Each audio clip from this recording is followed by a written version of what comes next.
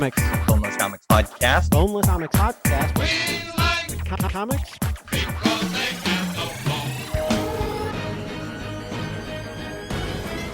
I'm Joe Getcho. And I'm Mike White. And this is We Like Comics Because They Have No Bones. There is at least one bone in the story we're reviewing today, however. But hopefully that's not going to affect our rating too much. 1 out of 5. Everybody, one out of 5. That's right, everybody. We're going to dock it 4 points. They show a bone in one scene. The social media links have not changed. Everybody should probably know those by now. So Boneless Comics Podcast on Instagram, Facebook, or YouTube for our after show, and at Boneless Comics 1 on Twitter.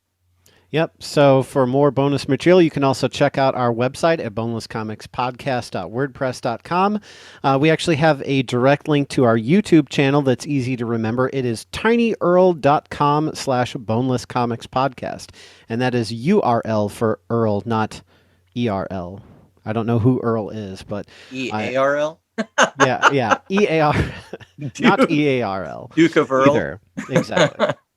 Speaking of YouTube, we have also started uploading video versions of our audio episodes for season 1 on YouTube, and we'll continue doing the same for this season. So if you like the visual aspect, or, some people listen to stuff on YouTube more so than they do on the podcast platform, so we're just kind of branching out there. But as always, please make sure you give us a like, subscribe to us, and send us comments with your thoughts on our podcast. Yeah, and everybody give Joe kudos for doing all that work, because he's really responsible for most of the behind-the-scenes stuff, with the exception of the social media presence. So he's been working really hard on the video stuff, so if you enjoy that, be sure to thank him personally. Before we get into our story today, everybody, welcome to Season 2. Yeah! We're kind of excited to begin a new year of comic reviews, and if you haven't already, you can check out our Season 1 year-end review, where we kind of rehash the state of the podcast and everything we've covered in the past year. And we show our faces. Yeah, that's right. Yeah, and there is also an admin reveal there, so if you guys want to know what we look like, I know one person commented that Joe must be much taller than me, but really, that's a perspective thing. It was a camera angle. Yeah, I'm sitting a little bit further from the camera. So I would say we're probably pretty close to the same height. So, yep. Yeah. Tricks of the eye. Anyway, today, Joe, what are we going to be covering? Well, Mike, we are going to be covering Green Arrow Year 1 by Andy Diggle from 2007. And then also the artist is Jock. Just the word Jock. Just Jock. He was Jock420 on Instagram for a while there, but I think he's changed his handle now to jock.co.uk. But yeah, make of that what you will. Boneless Comics Podcast 420? I don't think so. All right. So this was written by Andy Diggle, who has worked for DC Comics. Obviously, he's written Green Arrow, because here we are.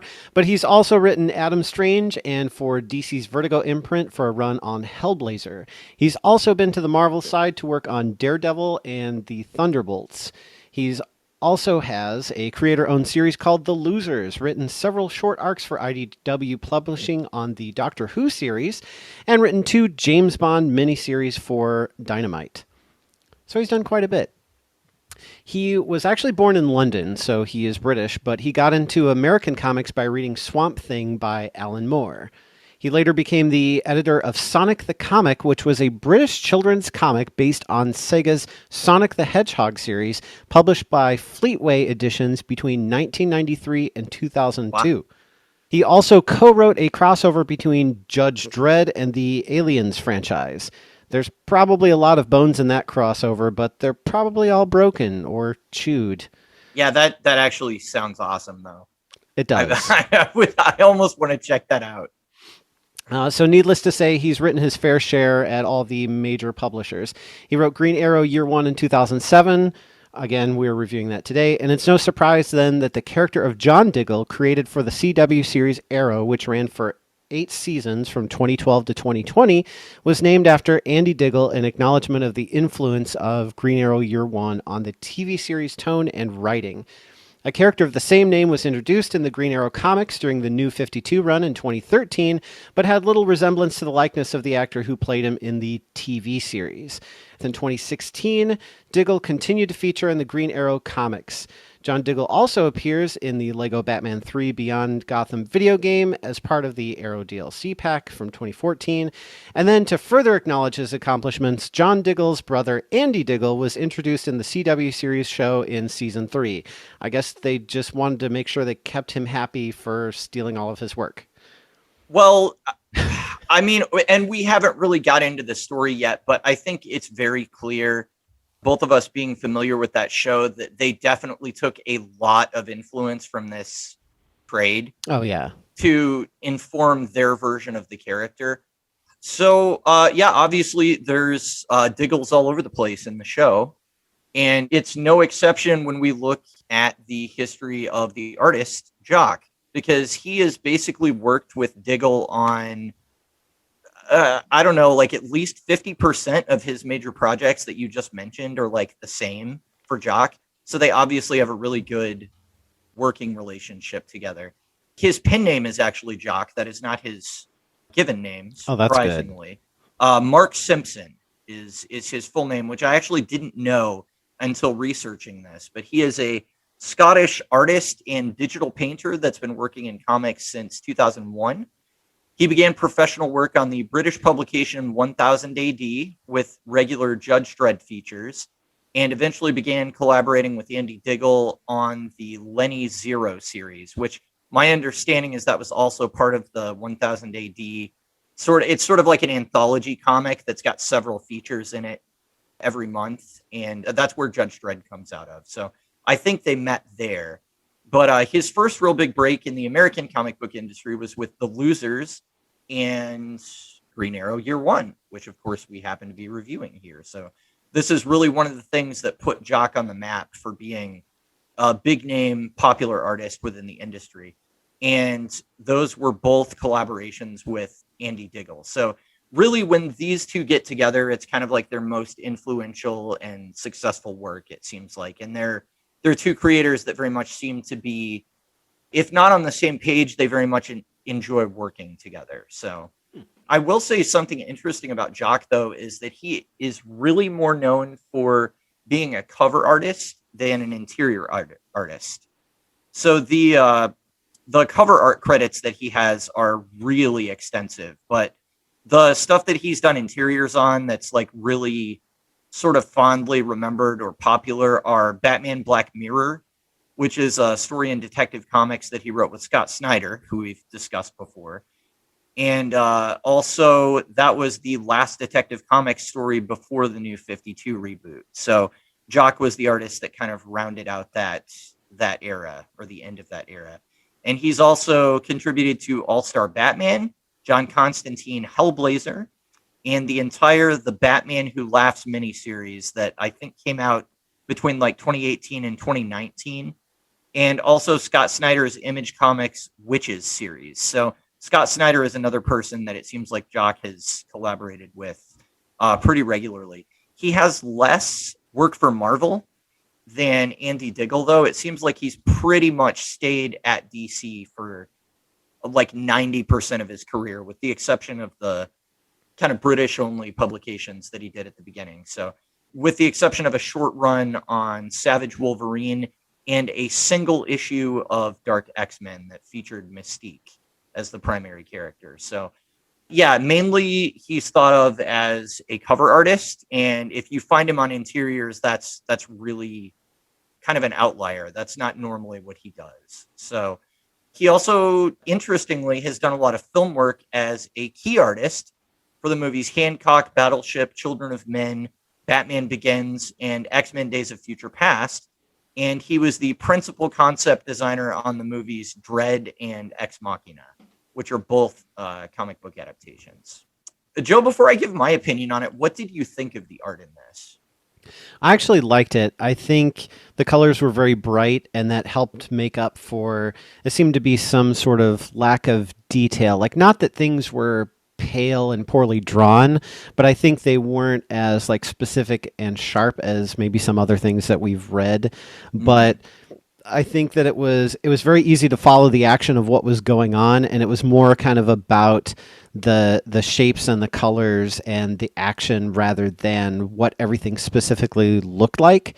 And I did notice a couple inconsistencies where there were some like shots or close-ups of Green Arrow where he seemed to look a little bit older than he did in other shots, which was interesting. But it was definitely a drastic difference from the Arrow TV series, which is like super dark all of the time. It's nighttime. It's very gritty, whereas this was very bright and almost kind of positive looking, I thought.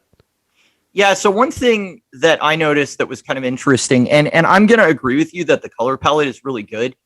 My understanding is that usually Jock does his own colors, but David Barron was credited as the colorist on this collection. So I guess he was only doing the line work, which, because of what you mentioned with the forms being a little bit less defined, and actually there were some places where the silhouettes were uh, a little, maybe stylized is the right word, but also just really simplistic.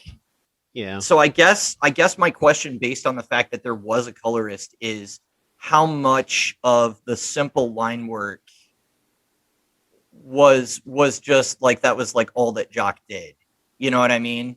Hmm. Because it wasn't as detailed as a lot of other art. So I felt like there were some pages where he was kind of phoning it in a little bit. And now when he was doing splash pages and covers and like the big action moments, like he spent all of his artistic calories there and all that stuff looked fantastic. But some of the more mundane stuff where it's just people talking and things like that, some of the expressions were a little bit uh I guess simplistic is really just the best word that I can use. So this is early in his career. I will say that as an artist, Jock is somebody that I enjoy his modern stuff a lot more than I do kind of his earlier stages. And he is very much somebody that, again, my understanding is that he does a lot of his own digital coloring. So once that comes in, I really enjoy his stuff, but I felt like this wasn't quite up to the standard that I've come to expect from him.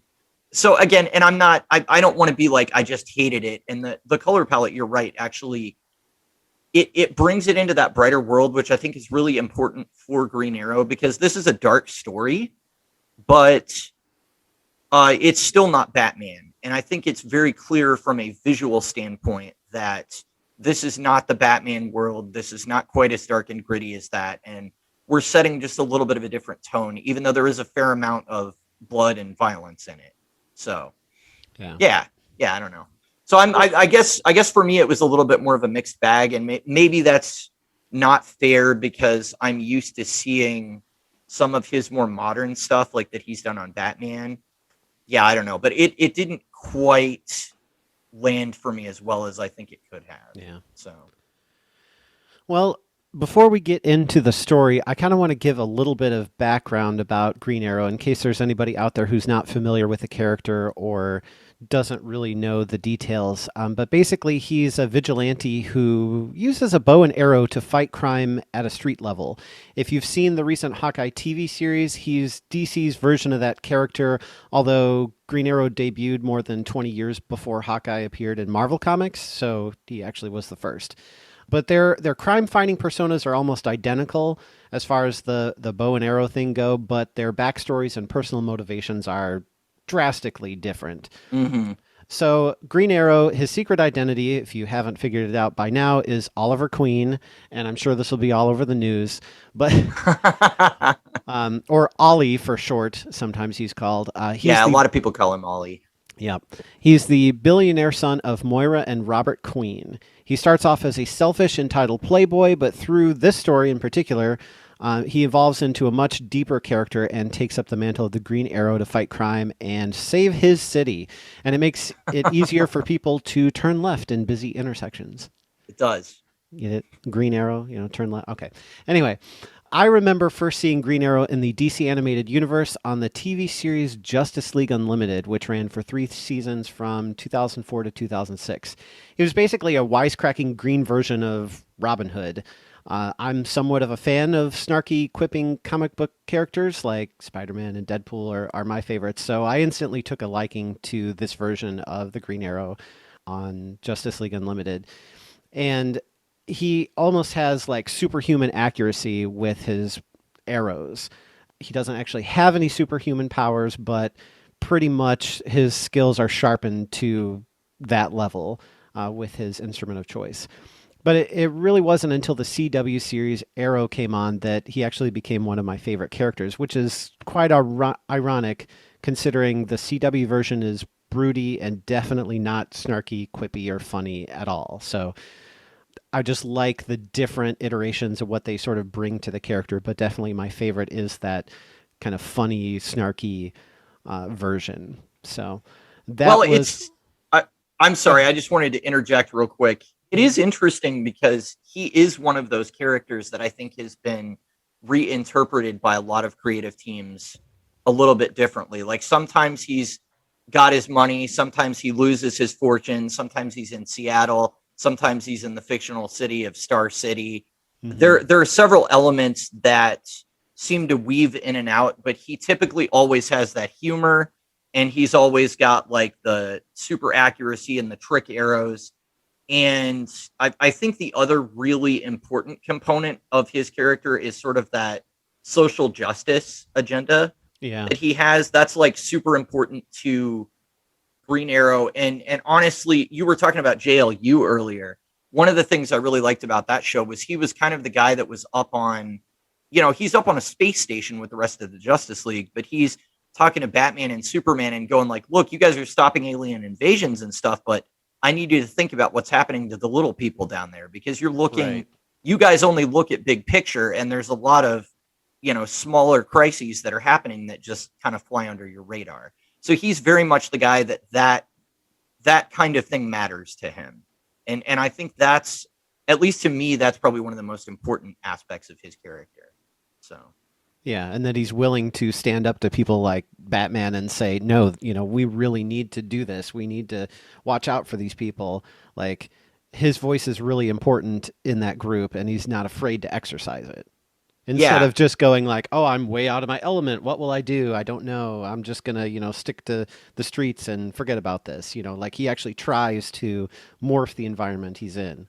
yeah, I would agree with that. And so I really like him as a team player on the Justice League because he provides that unique perspective, but also as a solo hero because you can really see him in whatever city they place him in, trying to help out the downtrodden. And I think maybe that aspect of him is part of why the billionaire thing sometimes gets dropped and sometimes he has it, because maybe sometimes it feels a little disingenuous that he's like one of the richest people in the world, but he's trying to like help people that are in poverty and all this stuff. And, sometimes people will look at him like, what understanding do you have of my struggle, basically? Mhm. But I think when it comes down to it, Ollie is a good guy and he does care about those things. So, whether or not a benevolent billionaire is something that exists in real life, it's very much something that exists in the comics.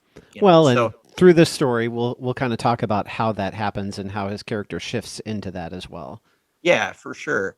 I So, guess I guess I should talk about where I first encountered him, though. yeah, that's what I was going to so, ask. so it's mostly the same as your experience, but I was aware of him prior to Justice League Unlimited because I had one of the Kenner superpower action figures of Green Arrow when I was a kid, and it was one of those where like you put the bow in his hand and you can like push a button and his arms flip upwards or something. I'm not sure if that was supposed to be him like grabbing an arrow or what, but it was, one of those older cheap toys. But I had one of him and Martian Manhunter, I think, also in that series. No clue who either of them were, just thought they looked cool. That's that when you're a kid, that's really all that it takes to buy an action figure. It's just like, oh, that one looks cool. I'll get that one. I like these green guys. So I don't know what I don't know if I just like the color green or what that was, but I really fell in love with him as well on Justice League Unlimited because his voice, especially within the DC universe, is so different from everybody else because he's not a kind of a dark or serious character. And obviously, Superman is not that. Wonder Woman is not that, but Aquaman kind of flirts with having an angrier disposition. And then, obviously you've got Batman everywhere in the DC universe. And so that he's, one of their top sellers and most influential characters. So Green Arrow just really stands out from the pack as, he's running around firing boxing glove arrows into bad guys in a convenience store, and making corny jokes while he does it. And, then he beams up to the Justice League satellite and tells Batman that he needs to stop being a jerk and, worry more about the little guy. So, I mean, that's just right away. You're like, whoa, who is this guy? Like, and how is he talking to Bruce like this? And I don't know. He's one of those characters that very much has his own niche within the DC universe. And I think he stands out because of that. So, yeah. Yeah. And I mean, I watched the Arrow show as well, but I don't think that it. By the time it came on, I had started reading comics, and I was a little bit more familiar with his history. Although I will say mostly his modern history, which took a lot of cues from the Arrow show or from this story that we're reading, but it never did quite connect with me entirely. And I think it's because they really darkened him and had him be a little bit closer to a Batman type. And that turned me off a little bit. So, yeah, that's the thing about him being a billionaire and then also Bruce Wayne. It's like, okay, so you're a billionaire, you're a vigilante, you have gadgets. It's like, well, just keep going. Okay, you're broody, you form a team, they don't like you, you have to, give them tough love. It's like you just keep going with the Batman thing. and we have Batman and Batman's great, but let's have Arrow or Green Arrow and let's have him be his own great. He doesn't have to be a carbon copy of the bestseller, but that seems to be what a lot of the motivation is, I guess. Well, you just kind of got that feeling that like they wanted to be doing a Batman show, but they couldn't. So they were doing it with Arrow. And I mean, even to the point that I think some of Batman's rogues show up in the first season, like Firefly and some of the lesser knowns like Dollmaker and stuff like that. Well, same with Supergirl. They did the same to her, but yeah, that's true. If you'd like to hear more about our analysis of the CW shows, turn in for our after show after this episode, because we'll probably talk about it. Yeah, we should dig into that there. Yeah. But for now, I will give us a little synopsis of the story that we're talking about today, and then we will talk further. So in Green Arrow Year 1, Ollie starts off as a frivolous playboy and thrill seeker, and he is betrayed during an illegal business deal gone wrong by his only friend and trusted bodyguard named Hackett. In a struggle to survive while marooned on a deserted jungle island, he discovers he is a natural-born bowman. Wow, there's a lot of alliteration in here. And actually finds his happiness in treasuring what he once squandered as a rich playboy. But then, plot twist, the jungle island isn't deserted, and it's actually home to a slave encampment where the inhabitants are forced to grow opium and manufacture heroin. It's run by the villainous Chien Na Wei, which is very difficult for American playboys to pronounce, so Ollie simply refers to her as China White. Wow, that's great. Thanks, Ollie, for that one. And then also, surprise, Oliver's former friend and bodyguard Hackett is one of her business associates, and he discovers Oliver is running around the jungle like Tarzan with a burr up his loincloth. A fight ensues, they both become wounded, and Oliver is nursed back to health by one of the natives. This becomes a turning point for his character where he figures out what he wants to do with his life, and there's more he can do to help the little guy than turn up drunk at the occasional charity fundraiser. Which he does do in this story. Yes. He frees all of the slaves by taking down China White's organization with a bow and countless arrows, then contacts the authorities to pick them up, but he sacrifices the glory of being known as the guy who busted a drug ring in order to keep the island safe from crawling with TV crews and keep its inhabitants from becoming front page news. And that, in a nutshell, is Green Arrow Year 1. It certainly is. Yeah, so I hope that I'm not spoiling the ending too much right away, but I did enjoy this story. And I haven't figured out what my rating is going to be yet. We'll obviously discuss, and then I'll have to get to that at the end. But this is definitely what I would consider the definitive take on Oliver Queen's origin. It was written in 2007, so technically this is no longer the canon accepted origin. I think they've worked Tommy Merlin in there as being on the boat, and there are some other elements that they added into his backstory, like John Diggle for the New 52 and forward version. But there's something about this that I think is elegant in just the simplicity of it. Mm-hmm. There's really just one guy and Ollie on this boat. The guy betrays him.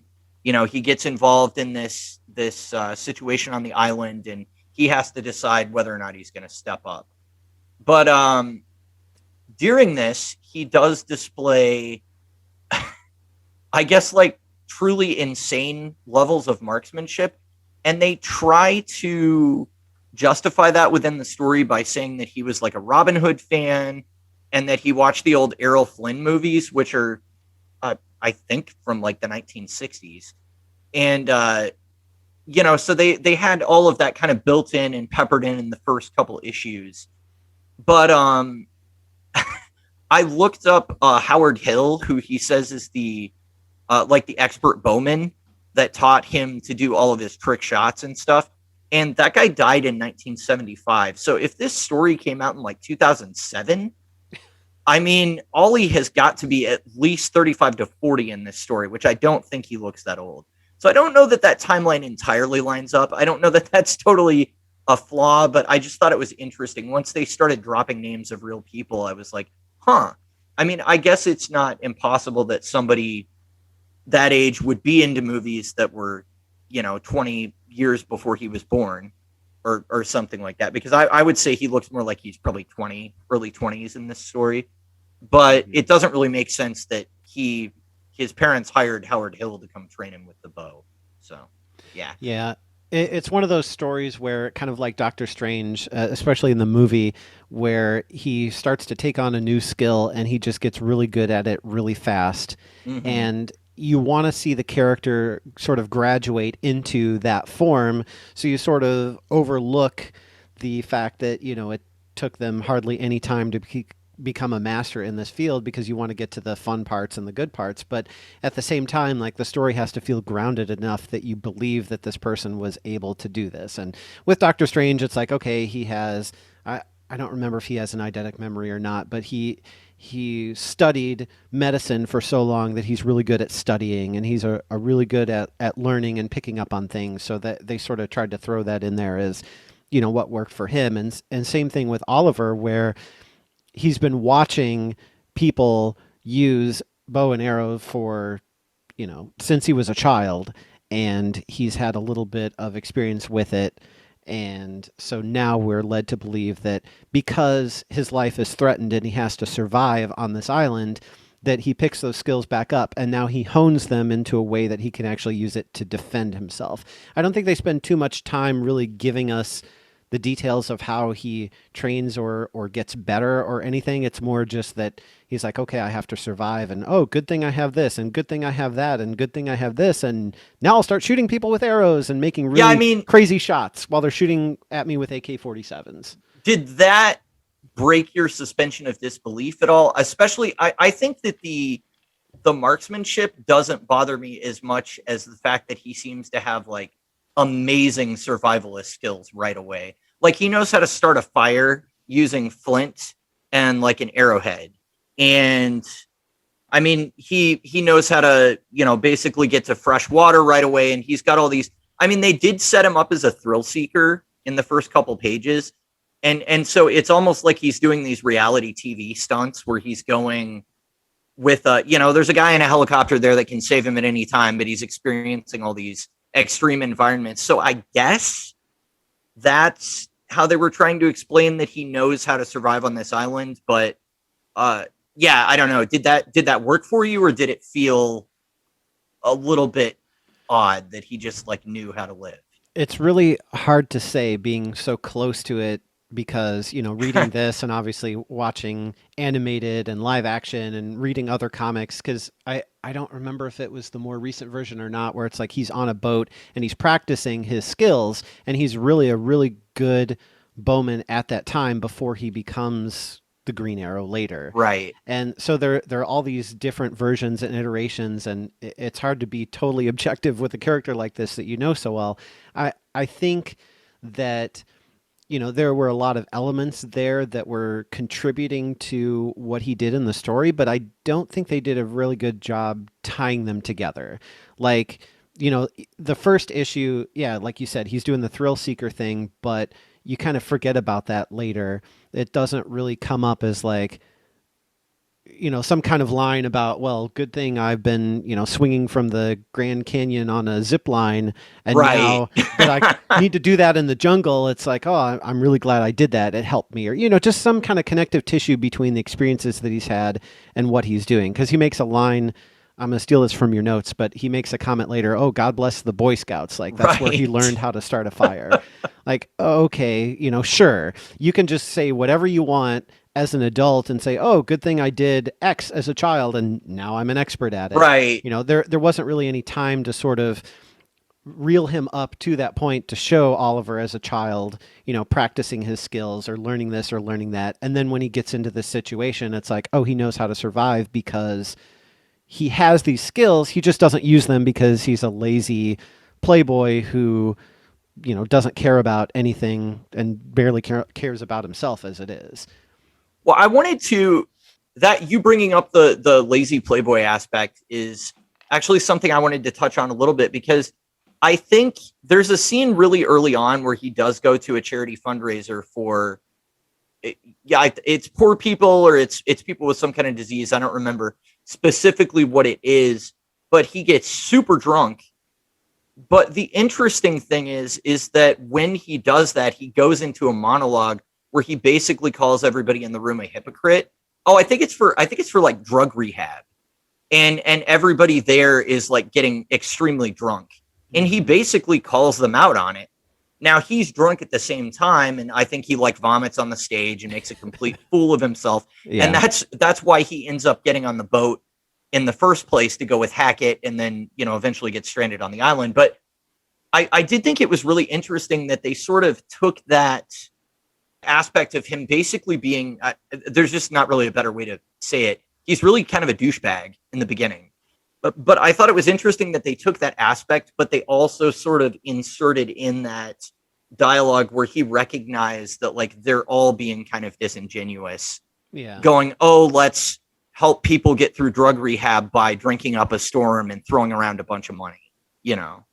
Right. So I It's like he had that social injustice within him, but because of his environment as, in that aspect of the lifestyles of the rich and famous, he wasn't that's why he wasn't happy. That's why he was doing the thrill seeker thing, is because he was in this environment, but it wasn't where he was supposed to be. And once he was out on the island and learned how to defend himself and realized that he could actually use that to help other people and help the little guy, that's where he's like, okay, this is what I need to be doing with myself.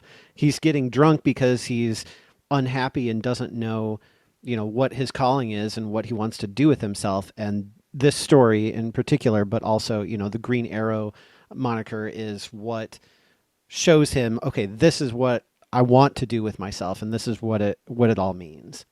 well, and to me it was very interesting because the turn didn't completely come in like issue 2 and 3, but it was pretty early that he had spent a few months on his own, just sort of surviving and subsisting on hunting, using the bow, and all of this by himself. And he makes a remark, it sort of narration, that he's happier than he's ever been in his life. And that was really interesting to me. And I almost wonder, and this isn't something that they really get into more than that party scene earlier, but I almost wonder if really sort of the fakeness of that Hollywood or that like rich lifestyle was really something that turned him off too. He was very much a part of it, but you could also see that he was completely just like, I this doesn't mean anything to me, you know. Right. Like he didn't care about how he appeared at that part. Well, he did afterwards, but after he sobered up. Right. But The I, embarrassment. I don't know. It was just interesting to me that he seemed to already be taking that turn before he met Tiana, who's I think the pregnant girl that he meets that is a slave working on the opium farms there on the island. It Hmm. was even before that he's like, I'm starting to figure out that I can be happy without all this stuff. And so that was interesting to me too, that Andy Diggle pulled him out of that environment, and right away Oliver is starting to be like, wow, I actually almost like this better than what I've been doing all this time, Well, and that's the thing. It's like you can have all the means in the world, but what do you do with it? And now he's got Right. something to do with it. So now he can take that fortune that he has, or he can take that trust that he has, and he can actually use it for something that he can be proud of, something that is going to make a difference versus, buying stuff at an auction for ridiculous prices that you're going to put on a shelf and look at when you walk through the hallway. Like now he can spend that money on trick arrows and all kinds of bows that have sights on them to make those shots easier, even though he doesn't seem to need it because he can just use a regular bow and, nail somebody from 50 yards away while he's jumping in the air and there are explosions going around. But, You know what though? I do appreciate that they kept his commitment specifically to that weapon throughout this story, because that's a thing for him. And I don't Green Arrow is interesting in that he has killed multiple times throughout the comics. He's not like Red Hood. He is not like the Punisher. It is much more selective. But one of the worst Justice League villains of all time of the 90s, Prometheus, is somebody that Oliver, he killed him. He put an arrow in his head to end him. And there have been a few other guys out there that Oliver has taken that step on. So it's interesting to me that he does kind of seem to have the no gun rule that Batman has, but I really think it's just because he's not comfortable with that weapon. And the bow and arrow is what he's really skilled with, what he's really able to do the most with. So, and that's part of what I mean. He's a superhero. He's kind of got to have a gimmick. So that's really right. just his gimmick. But yeah, I did think it was interesting because there was a point in the story where he's like, I don't use guns, or I don't need these guns, or I don't remember exactly how he put it, and then he just goes back to his bow. I also thought it was cool that his bow that he made out of just random stuff on the island, it actually breaks at one point in the story, which to me was a good bit of realism there of like, oh, okay, he's probably not using the best materials. This maybe isn't going to hold out through multiple firefights or whatever. Mm-hmm.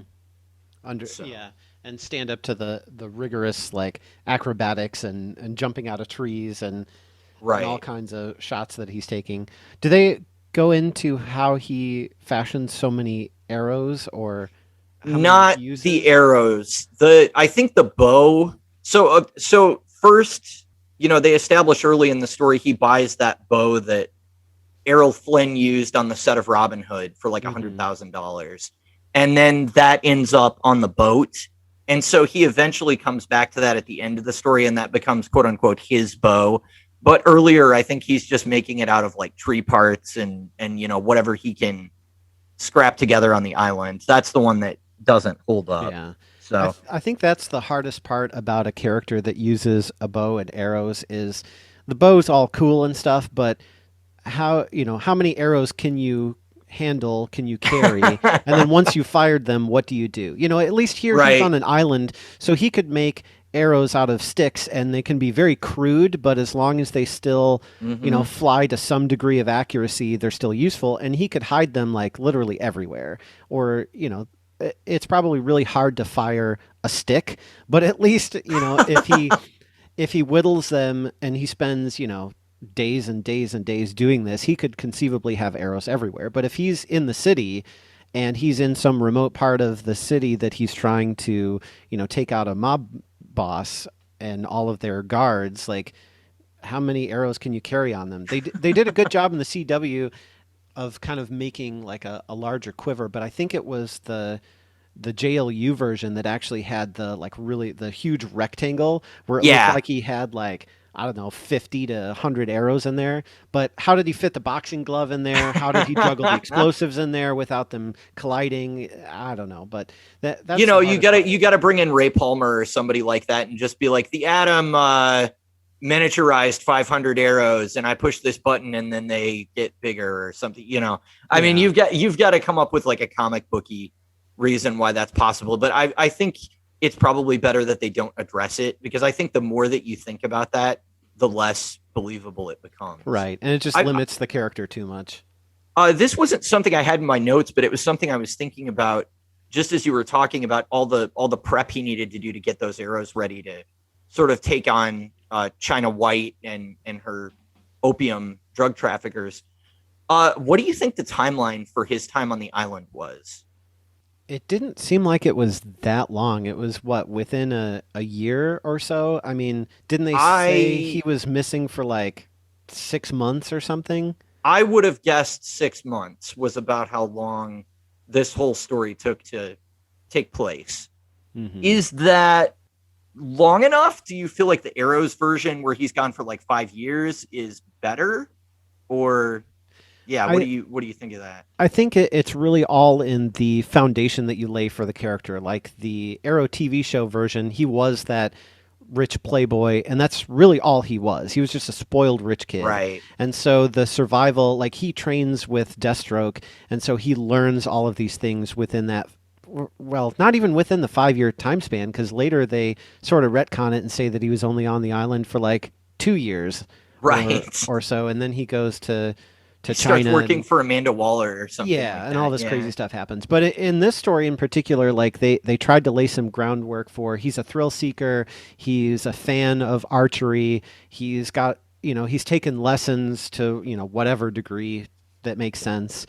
And so he's got those sort of things in his repertoire already. He just doesn't use them because he's not happy because and like you said earlier, the part where he's at the auction and drunk and spouting off, like he's kind of already that character. He just needs something to sort of free him so he can be who he was meant to be. But he's always been that person who maybe not stick up for the little guy, but he's had that desire within him before he became Green Arrow. So it's not like he put on the hood and he became a different person. It was more like the hood was something to free him to be who he was meant to be. So those elements were already within him. So in that case, like it doesn't need to take years on an island for it to happen. It's that experience that he had in that short time frame sort of unleashed those things that he had within him so that he could be the person that he was meant to be. So I think it works within Yeah, that I think context. I'm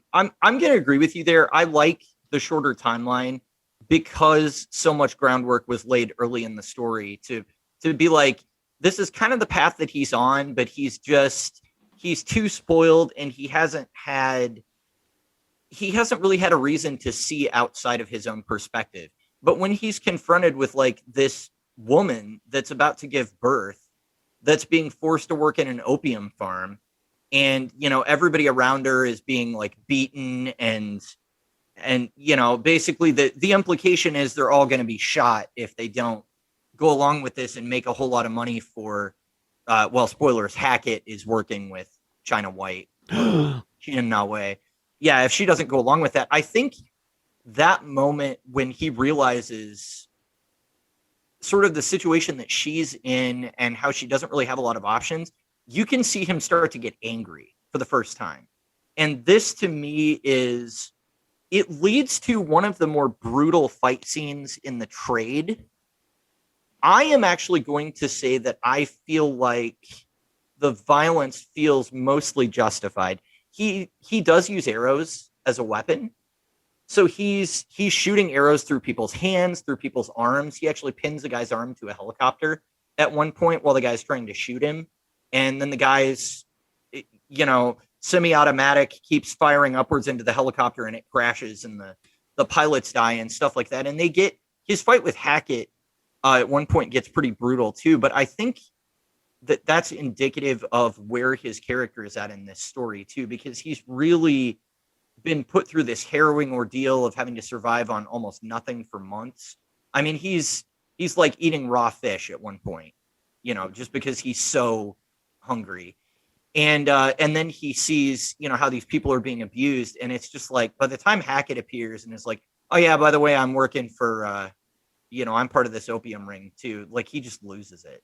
Well, and when he's recovering after he's like super wounded and nursed back to health, she gives him some opium to help with the pain and his Oh recovery. yeah. And then he's like, okay, this is great. Give me some more. And she says, nope, you're better now. So now you need to get off the dependency. And so he goes through the withdrawals and he has to get over that again in sort of a short time frame. But Mm-hmm. that makes it a little more personal for him too, because he's at least experienced that addiction and craving and then withdrawal as well. And so I think that makes it both personal and also, adds some fuel to the fire for his anger, because he's like, that really sucked. And this is what you guys are doing to people. And I'm going to put Yeah. a stop to it. Yeah, I think, and again, it's a dark turn for the story to take, but I actually like that they give him that withdrawal moment, and they spend several pages of like talking about his symptoms and having him get super sick on the boat and having to sweat it out and all this stuff, and there's nothing he can do to basically assuage the addiction except just lay there and be sick until it passes. But I actually had thought about, before we got to that point in the story, I was thinking, like, are they going to have him get dry from alcohol or something like that? Are they going to have a scene like that? But the heroin thing was almost better because that tied it more specifically to this story. But I think it also kind of highlights something that was already in his character, that he could have. They don't explicitly say it, but he could have very easily been an addict before he came to the island too, and maybe gone through alcohol withdrawal. So Right. that's another thing that he's going to have to put behind him as he goes on this quest to sort of right the wrongs in society or in his city. Well, and he has to do it quickly, because he can't just be like, you know what? Forget it. I'm not going to get off of alcohol. I'm just going to keep drinking it. Screw it. I'm just going to go back to it. No, he can't do that because he's on the island and he's cut off from everything. So he has no Yeah. choice but to face it and get through it and get over it. And if he doesn't, he's either going to die from that, or the people on the island that are enslaving the inhabitants are going to find him and kill him. So he has to, fight or flight. It's either it's time to man up or it's over. It is. I when you talk about the extreme stuff that he went through on the island, and like, he's basically got to man up or die, or man up or these people die. There's the one part that bothers me, is that Tiana resets. Basically, he has this brutal fight with Hackett where they almost kill each other, and at the end of that fight, it looks very much like Ollie has, like, his ulnar bone or something is like sticking out of his arm, Oh, yeah. and it's only a couple panels, but somehow Tiana rescues him, and she just like cracks it back into place, and then it sort of mends. And I don't know a lot about medicine, obviously. Maybe that's possible for her to set it and put the bone back inside and have it reconnect, but that disconnected me a little bit, where I was just like, should he be dead though? I mean, maybe should they not have had him sustain such a serious injury during that fight? I don't Yeah. know. Or at least he shouldn't be back up later with his, Right. bow and arrows and, back in action like nothing happened. And he's I just got it taped up. Like it's just, it's got like the medical tape all up his arm, and it's like, well, I'm all right now. It's fine. And Well, so I guess that's just the power of the opium that they were harvesting there. I guess it's got healing properties in it as Yeah. well. I'm really hard pressed to find any serious criticisms about this story.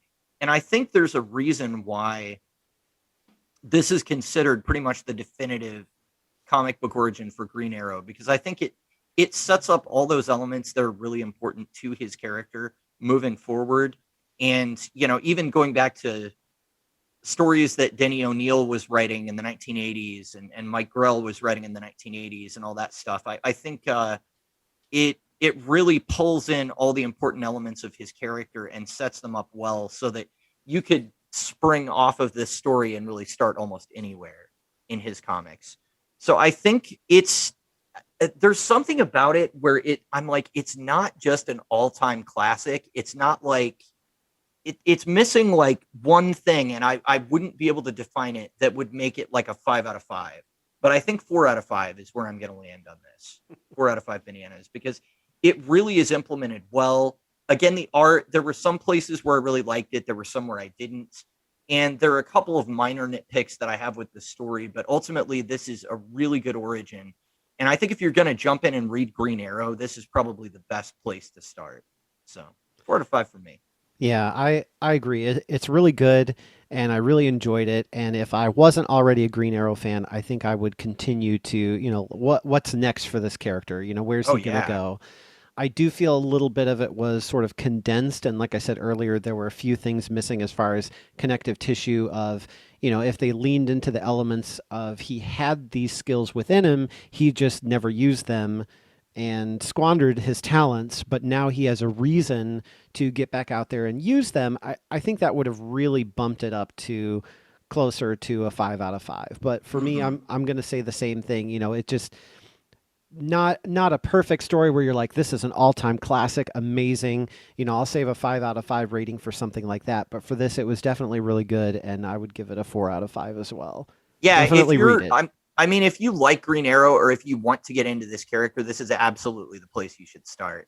And I don't think that it particularly matters that this isn't 100% considered part of his canon origin anymore, because so much of what makes him him is here anyway. So I really think that you could read this and then you could jump into reading his New 52 series, or you could jump into reading his Rebirth series, which actually is probably a little bit closer tonally to this. Yeah, it's interesting. Something, and we didn't really talk about this before, but there's a forward in the trade where they talk about Brian K. Vaughan, who's another writer, talks about the fact that attention spans are much shorter these days, and you basically get 1 page, 2 pages max to hook somebody when they're picking up an issue on the rack. And I think that probably has a lot to do with the way the pacing is in this and how they kind of blow through all the stuff before he gets to the island really quickly. Because I think that Andy Diggle was writing it with that mentality of, okay, we've got to get to the good stuff quick because we got to hook those readers. And so again, I'm not 100% sure, but there's a lot of stuff in the forward about that. And that would make sense to me if that's why they skimped on the details early. So, Right. yeah, 4 out of 5 for both of us. So we're getting the year off to a good start. Oh, yeah. Start on a positive note. Well, next time on We Like Comics, because they have no bones, we are going to have a review of an action-packed comic based on the best-selling Sony video game franchise Ratchet and Clank by TJ Fixman and Adam Archer, published by Wildstorm Comics in 2012. I am hyped. Yes, should be fun. Well, thank you so much for listening, and we'll catch you later. We like Comics? because they have no bones.